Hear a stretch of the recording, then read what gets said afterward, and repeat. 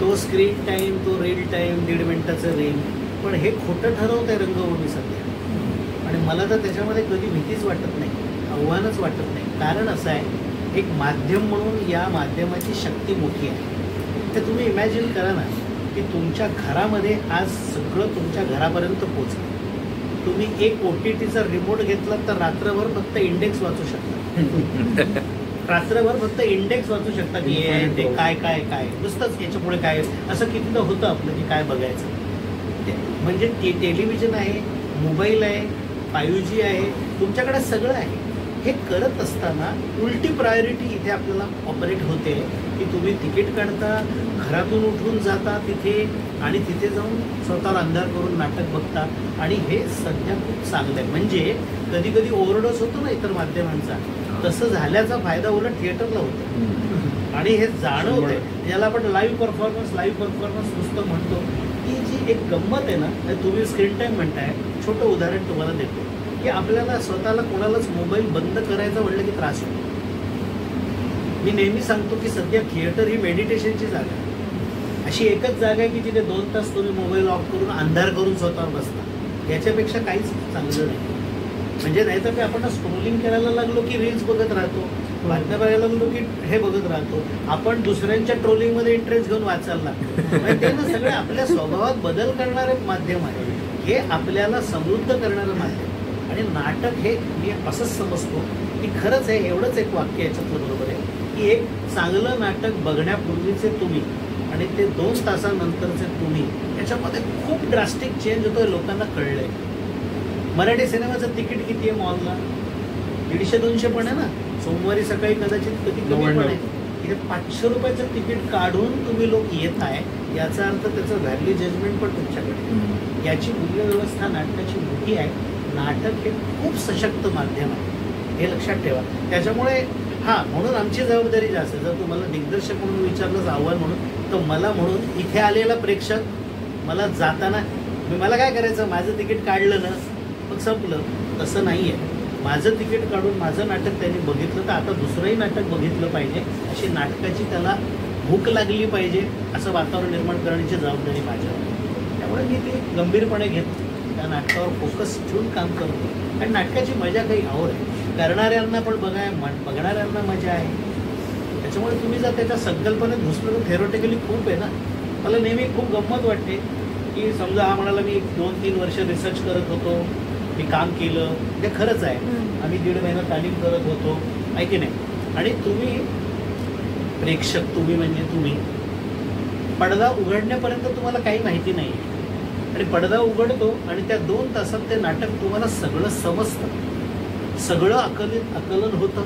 ते तुमच्यापर्यंत येऊन भिडतं, तुम्हाला अस्वस्थ करतं, आनंद देतं. ही काय गंमत आहे.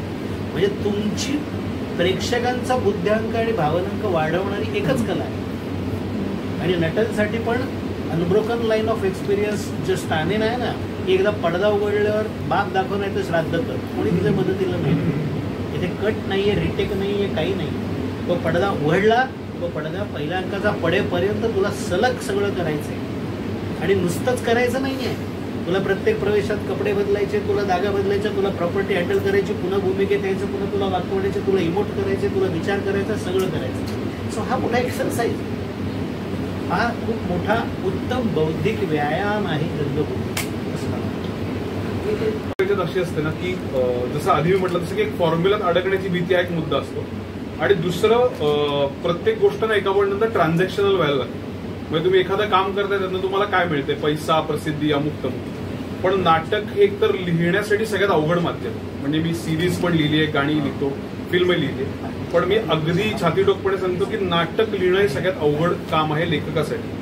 आणि दुसरं, त्याला ना एक वेळ द्यायला लागतो. म्हणजे मला आठवतं की सर आणि मी पहिला अंक झाला, मग पॅन्डेमिक आलं, आणि मग जेव्हा पॅन्डेमिक ओसरला तेव्हा मी कुठेतरी भेटायचो. आणि अरे कधी देणार आहेस तू दुसरा अंक? मी म्हणलं हो देतो, मी करतो, त्याचं काम अजून चालू आहे. तर ते जेव्हा जेव्हा भेटेल तेव्हा त्यांचं माझ्याकडे पहिलं वाक्य ते दुसऱ्या अंकाचं काय झालं. तर कॉन्स्टंट ना तो त्यांचा पाठपुरावा पण होता. असं होतं की नाटक डोक्यातनं गेलं होतं, पण बऱ्याच वेळेला काय होतं की तुम्ही एक गोष्ट लिहिली आहे, रचली आहे, त्याच्या पुढचं तुम्हाला काही दिवस नाही सुचत. बरोबर. आणि मग तुम्ही केवळ त्या एका ठराविक वेळेत ते करायचे म्हणून चला आता काहीतरी खरडून द्या किंवा लिहून द्या असं करून उपयोग नाही. ते त्याच्या वरचंच तुम्हाला करायला लागतं. मग त्याच्यासाठी तुमचा समज, तुमचा आवाका वाढवायला लागतो. मग पॉडकास्ट असतील, बाकीच्या गोष्टी असतील, पुस्तकं असतील, रेफरन्सेस असतील, लोकांना भेटणं असेल, हे सगळं 1-1.5 वर्ष केल्यानंतर मग मी सरांना एकदा फोन केला की आहे, सापडलाय, मी तुमच्याकडे घेऊन येतो. आणि मग तो स्वतःला तेवढा वेळ द्यायला लागतो एक. आणि दुसरं, जसं मी म्हणलं की प्रूव्हन कंटेंट आणि प्रूव्ह करायचा कंटेंट, मला असं वाटतं की फेल्युअरची भीती काढायला लागते मनात. म्हणजे तोच एक मुद्दा असतो की तुम्हाला माहिती असतं की सगळे स्टार्स आहेत, सगळं अमुक आहे तमुक आहे, तर तुमच्या डोक्यात कुठेतरी हे इक्वेशन असतं की हे फेल व्हायची भीतीच नाही. आणि त्यावेळेला मग तुमच्या ते कॉम्प्लिसन्सी येते की आता सगळं येतंय आपल्याला.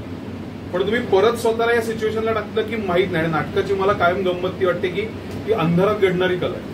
म्हणजे तुम्हाला समोरच्या अंधारात काय होणार आहे, किती टाळे येणार आहेत, आपल्याकडे काय हशा येणार आहे, लोकांना आवडणार आहे का नाही, उसासे येणार आहेत का लोक हुंदकीर येणार आहेत, या सगळ्याचं एक जिवंत मिश्रण फक्त आणि फक्त नाटकात होतं. तर मला म्हणजे आजीबाईच्या वेळेला मला तो एक्सपिरियन्स आला की लहान मुलं काय डोक्यावर घेऊ शकतात.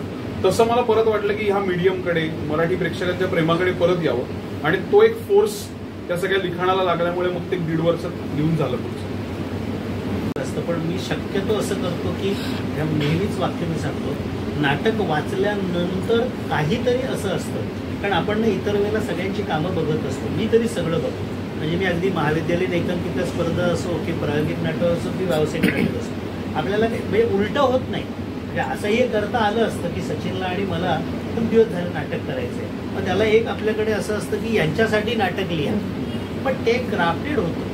मला नाटक हे असं माध्यम आहे की नाटककाराकडनं आलं आणि मला त्यात सचिनची आठवण आली तर ते जास्त मोठं असतं. की का आली, त्या रोलच्या डेप्थची असते, त्याच्या बाह्य व्यक्तिमत्वाची असते, त्याच्या अंतर्गत समजेची असते आणि त्या भूमिकेचे कंगोरे. आपल्याकडे भूमिका म्हणत असताना आपल्याकडे द्वय अर्थ आहे. आपल्याकडे नटाची भूमिका आणि आपल्याला प्रत्येक वेळी आयुष्यात घ्यावी लागणारी भूमिका, त्याला म्हणतो की रोल आणि द स्टँड. असं अशा पद्धतीने ते नाटकाचं सगळं कंपोजिंग आहे. तर मी या सगळ्यांची कामं तर बघत होतो, म्हणजे आसपासच्या लोकांची. संविधानी माझ्याबरोबर गेटवेल सूनमध्ये काम केलेलं आहे, दूरचित्रवाणी माध्यमातून काम केलेलं आहे. अतुल, सुयश, जाई आणि जयश्री पहिल्यांदा काम करतात, पण त्यांची पट्टीचं एक प्रायोगिक नाटक मी बघितलं होतं दत्ता पाटीलचं, आणि मला त्याच्यामध्ये जयश्रीची भाषा, तिची बॉडी लँग्वेज, तिचं एक वेगळ्या शब्दांचं टेक्स्चर होतं. सुयशचं पण मी काम थिएटरमध्ये बघितलं होतं. आणि असंच होतं जनरली नाटकाच्या कास्टिंगच्या बाबतीत अवेलेबल असं नाही आहे. तर मी असं पाळतो की हे नाटक वाचल्यावर मला कोण माणसं सुचत आहेत, आणि मी शक्यतो पहिल्यांदा जी माणसं सुचत आहेत त्यांच्या रुमाल टाकतो आणि ते येतात. हे आतापर्यंत तरी झालेलं आहे सिद्ध.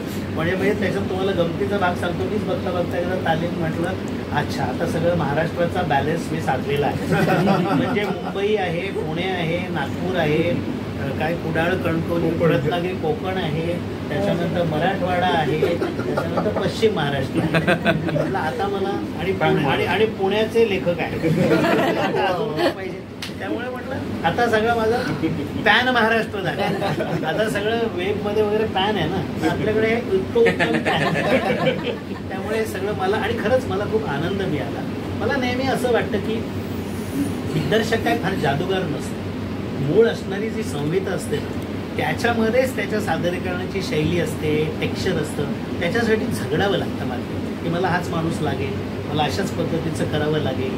तंत्रज्ञान बरोबरच्या चर्चा मी स्वतःमध्ये एकच या 40 वर्षामध्ये एकच ठेवलं की बनचुकेपणा आपल्यात आला नाही पाहिजे.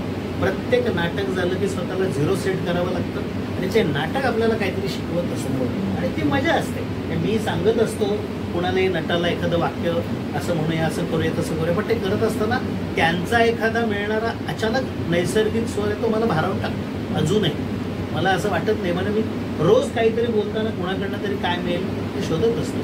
आणि माझ्याकडे परत मी सांगतो की यावेळेस आमच्या सगळ्यांचं कॉमन मत आहे, खूप चांगलं नाटक ज्याला असं आपण म्हणतो ना की मला त्याच्यामध्ये फारसं पुनर्लेखन करावं लागलं. चर्चा केली पण पुनर्लेखन आहे, कारण त्यांनी भरपूर स्वतःच वेळ दिला.